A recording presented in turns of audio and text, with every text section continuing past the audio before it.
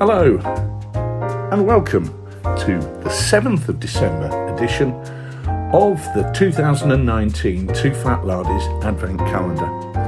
Today, Sid discusses what he thinks are the overlooked key campaigns of history and how he might be interested in wargaming them. Like all wargamers, I guess I'm a bit of a sucker for a nicely painted army, some fantastic flags and wonderful terrain to fight over.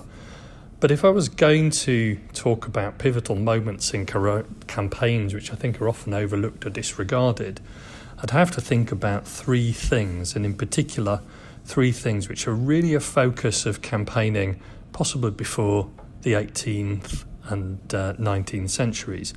And those are logistics, finance and geography. One of the things that I've been reading about over the last couple of years is how those three aspects really interrelate to place an army within a campaign framework and ensure that its campaign is successful. Without good logistics, being able to place an army in the field in an age before national armies was just simply impossible. Without credible finance, troops just simply couldn't be hired in a time when there were no standing armies, say before the middle of the 18th century.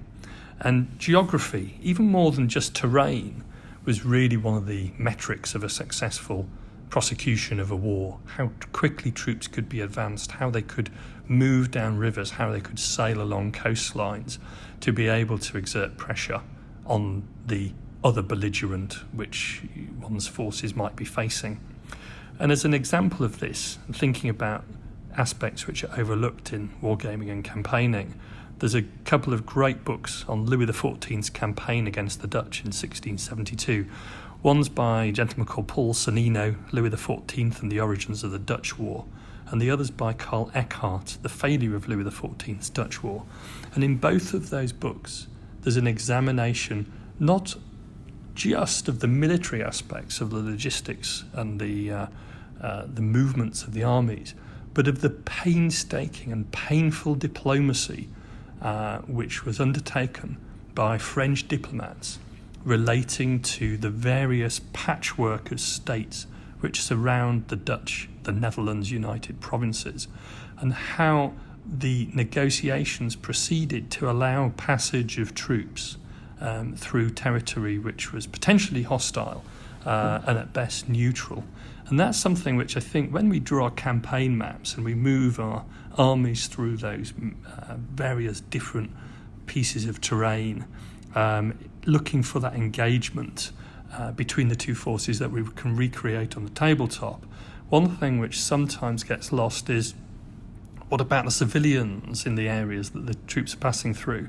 What about the potentially non-aligned or neutral governments and civil authorities through which those troops are moving? What say do they have in all of this? Is it just the case that, well, the troops just trample over the crops and just march towards some inevitable battle which gets replicated on a tabletop? Or is it the case that the relationships between the attacking force and those who are just in the way are something which will frame the relationship between those, between the belligerents and also the neutrals for some considerable period of time? And those two books really examine not just Louis's hostilities with the Dutch forces in the Netherlands, but also the French relationship with many of the non-aligned, neutral or potentially hostile states through which French troops were passing.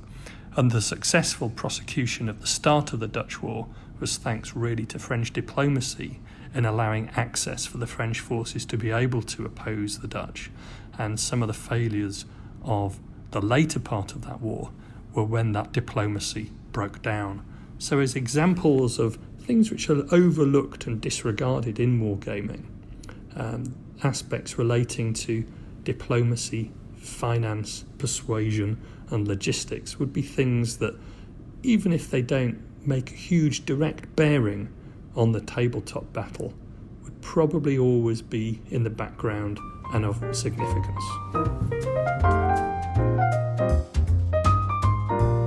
remember, lard is for life and not just for Christmas.